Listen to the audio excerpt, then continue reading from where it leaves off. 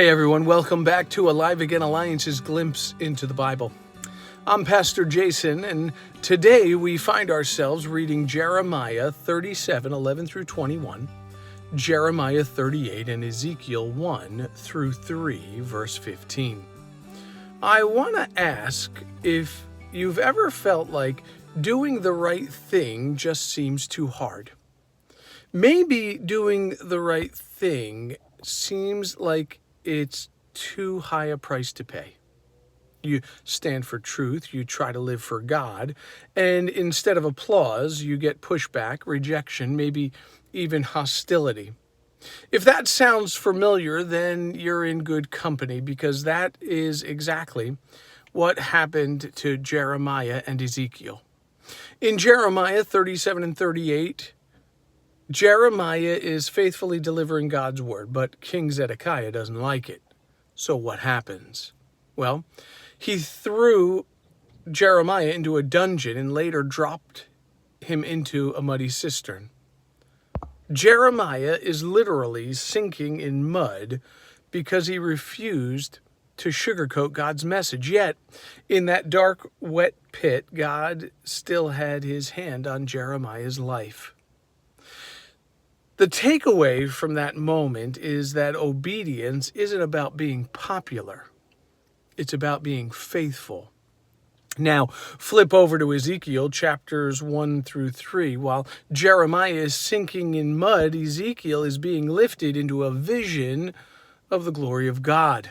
Chapter 1 describes this wild, almost indescribable vision of heavenly beings, wheels within wheels, and the radiant glory of the Lord. It's as if God is pulling back the curtain, showing Ezekiel, hey, even in exile, I'm still on the throne. Then in Ezekiel 2 and 3, God gives us Ezekiel's calling. And here's the kicker. God doesn't promise him an easy audience. No, he actually tells Ezekiel, you're going to preach to a stubborn, rebellious people. They won't listen to you, but that's not the point. Your job is to speak my word whether they respond or not. That's a tough assignment. But it's also freeing.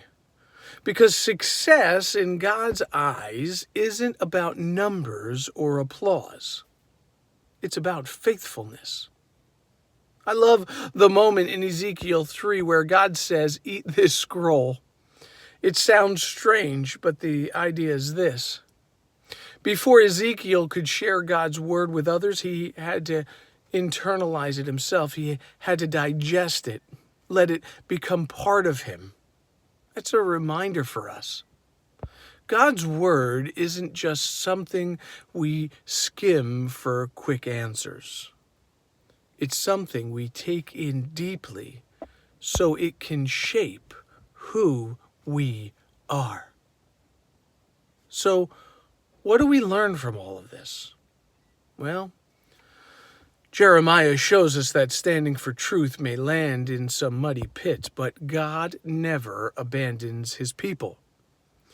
Ezekiel shows us that even when the world feels chaotic, God's glory still reigns supreme. And both of them teach us that our calling is faithfulness, not popularity, definitely not comfort, but faithfulness. So today, don't be surprised if obedience to Christ costs you something. Don't be shocked if people push back. Remember, if Jeremiah could stand in the mud and Ezekiel could stand before exiles, then you and I can stand for Jesus in our generation. And the best part, the same God who stood with them stands with us.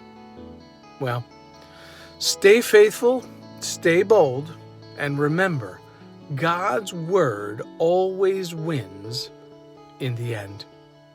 God bless you. Until next time.